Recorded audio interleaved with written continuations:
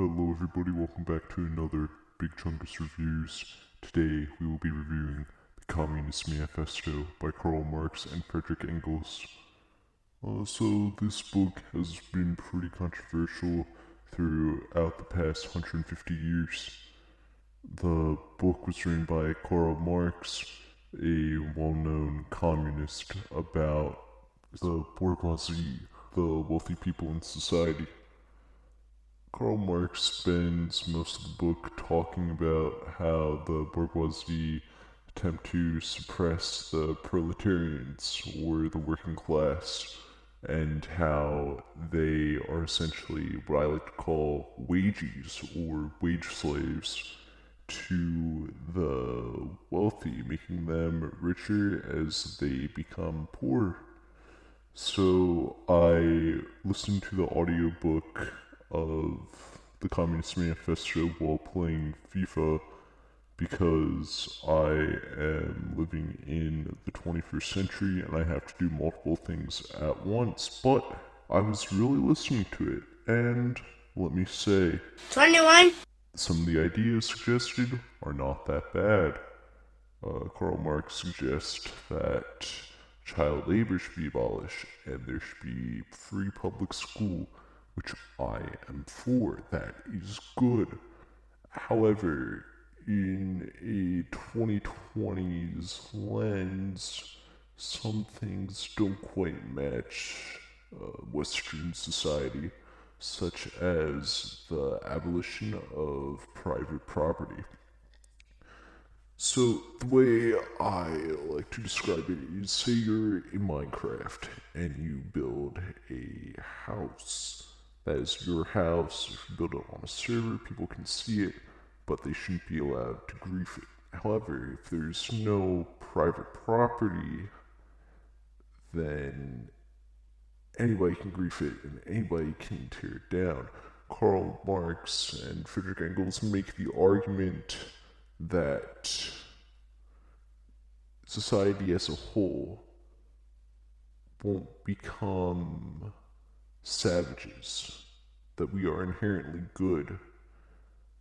This was made in the 1840s, so living in 2020s where people like Florida Man run wild throughout America. I do not live in America, but people like that are throughout most of society. Also, this is a very Western society type book. Yes, there are communist governments in Eastern countries like China, but this is very targeted towards the West. Karl Marx was German.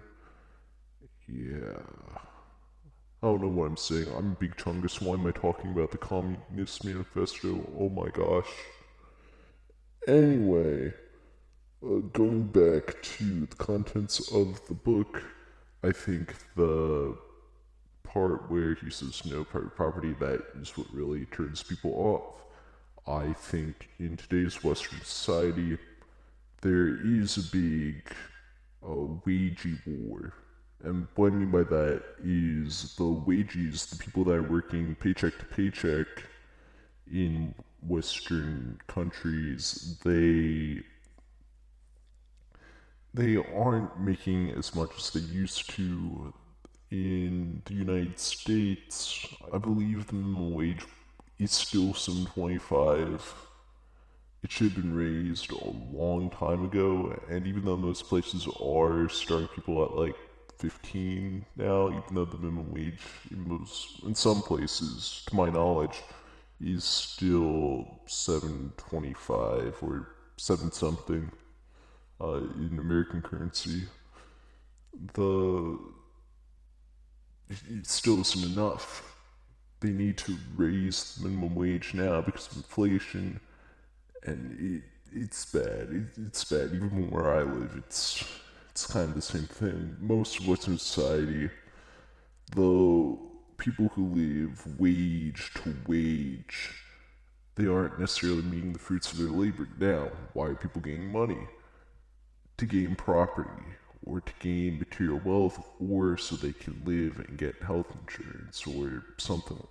I know in some country, well, at least that's in America with health insurance. They don't have universal health care. If private property doesn't exist, then what do you have to live for? People will say if private property is abolished, then people shouldn't work, and Karl Marx makes the argument that the proletarians, they're more prideful than that. They will work together for the common good of the people. But I don't believe in today's society that's possible with the emergence of social media and media as a whole.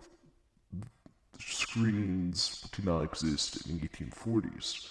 People were not entertained as easily. They woke up, worked the farm, or worked in the factory, and went to sleep and repeated until they died, essentially.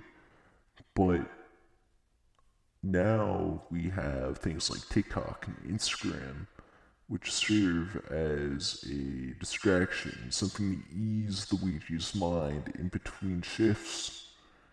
But if they don't have that private property anymore, I mean, great, maybe the government gives you the phone, or the government gives you an Xbox, but then it'll be like, hey, Mom, it's my turn on the Xbox. I don't know. Look, I'm Big Chungus. I don't have the brain cells to fully analyze this text. I think there are some good ideas, but I do not believe it can be fully implemented.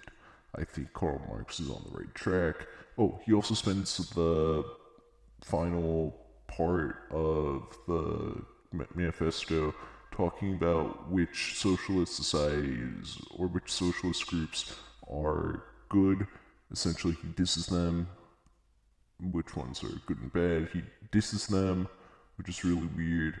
Then he talks about where the communists lie with other working class parties, which essentially, he says, is basically against any of the ruling powers at the time. So, yeah, overall, I think everybody should at least read it. I want to read a counterpoint to the Manifesto and say why they're wrong, so that way I can see both sides of the argument.